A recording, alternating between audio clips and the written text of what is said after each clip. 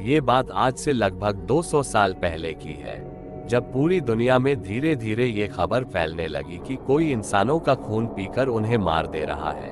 और वो दिन ज्यादा दूर नहीं था जब ये खबर हमारे राज्य में गूंजने लगी। लोगों में ये खबर बहुत तेजी से फैलने लगी।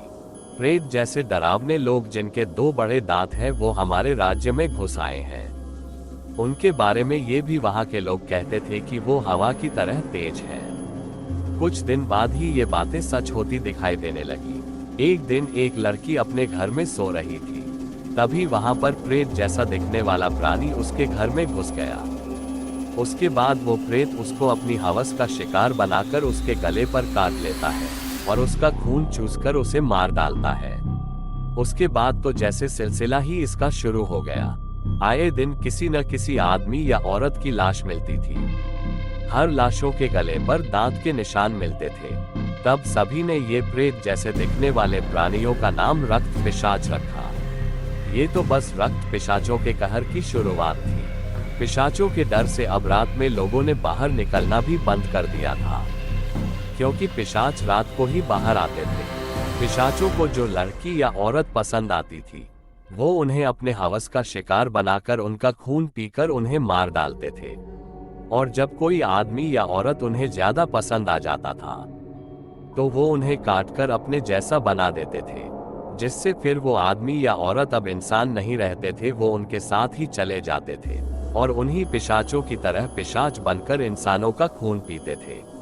ये बात हमारे राजा को जैसे ही पता ही चली, उन्होंने इस बात की तहकीकात करने लिए अपने सिपाहियों को इस बात की सच्चाई पता लगाने के लिए भेज दिया। उन्हीं सिपाहियों के सेनापति, जिनका नाम सत्य प्रकाश सिंह था, वो बहुत बहादुर और निडर थे। उन्होंने राजा की आज्ञा का पालन करते हुए इस बात के तह तक जाने का विचार बना लिया। ये राज्य में अपना भेष बदलकर प्रजा के बीच चले गए और वहां उनको पिशाचों के खौफ का कहर का पता चला। इस बात में सच्चाई है या नहीं ये जानने के लिए 5 सिपाहियों को जंगल में भेज दिया।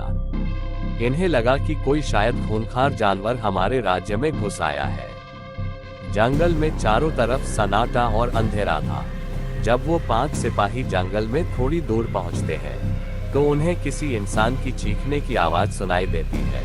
वो उस आवाज के पीछे दौड़कर जाते हैं और वो देखते हैं कि कोई उस इंसान का खून पी रहा है। ये देखकर वो अपना भला लेकर उसकी तरह दौड़ते हैं, पर वो अचानक कहीं गायब हो जाता है और वो इंसान मर चुका होता है। ये सिपाही कुछ सोच पाते कि वो क्या बला थी। उससे पहले सबसे पीछे खड़ा उनका सिपाही गायब हो जाता है और थोड़ी देर में इनके ऊपर ही उस सिपाही की लाश गिरती है, जिसके गले में वही काटने का निशान था। ये देखकर चारों सिपाही बहुत डर जाते हैं। वो हर तरफ देखने की कोशिश करते हैं, पर उन्हें कुछ नजर नहीं आता। तभी सामने से बहुत तेजी से एक पिशाच उन पर हमला करता है और एक सिपाही को पकड़कर उसका खून चूसने लगता है। बाकी सिपाही उस पर अपना भाला चलाते हैं, पर उसे कुछ नहीं होता। तभी पीछे से एक और औरत पिशाच उसमें से एक सिपाही पर हमला कर उसे मार डालती है। बाकी के 2 सिपाही अपनी जान बचाकर बहुत तेजी से वहां से भागते हैं, पर उन्हें नहीं पता उनका बाला आज किससे पड़ा है। वो पिशाच चुटकी भर में ही दोनों को मार डालते हैं। जब सुबह होती है और सिपाही वापस नहीं आते, तब सेनापति सत्य प्रकाश को ये बात खटकती है और इस बात का पता लगाने के लिए वो खुद सुबह उस जंगल में जाते हैं और उन्हें वहां उन 5 सिपाहियों की लाशें अलग अलग जगहों पर खून से लटपट मिलती है। तब सेनापति को लगता है वो पिशाच शायद सच में है और वो शायद इसी जंगल में है। इसलिए वो वापस जाते हैं और करीब 25 सिपाहियों के साथ वापस जंगल में आते हैं, क्योंकि और सिपाही राजा की आज्ञा पर पूरे राज्य में फैले हुए थे। इसलिए सेनापति के पास उस समय सिर्फ 25 सिपाही और बचे थे। सेनापति जंगल में वापस आकर 25 सिपाहियों के जरिए जाल बनाते हैं ताकि पिशाचों को फंसाया जा सके।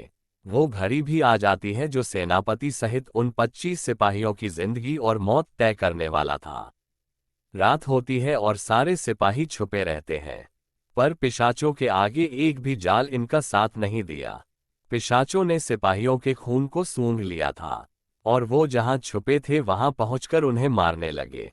धीरे धीरे सिपाहियों में भगदड़ मची। तब सेनापति ने उन्हें अपने पास आकर एकजुट होकर पिशाचों से लड़ने को कहा। जब बचे सिपाही सेनापति के पास आकर खड़े हुए तो उनकी गिनती 25 से 13 हो चुकी थी। तभी उन्हें चारों तरफ से अजीब अजीब आवाजें सुनाई देने लगी।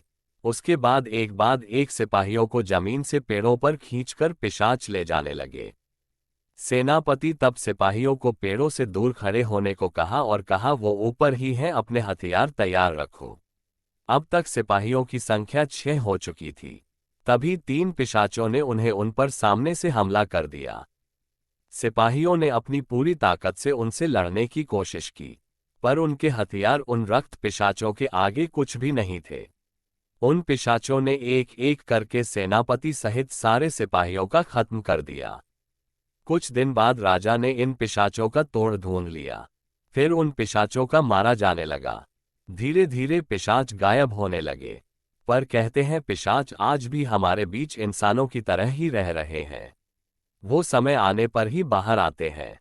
तो दोस्तों, आप लोगों को अगर यह कहानी अच्छी लगी तो वीडियो को लाइक करो, शेयर करो और सब्सक्राइब करो मेरी इस यूट्यूब चैनल को।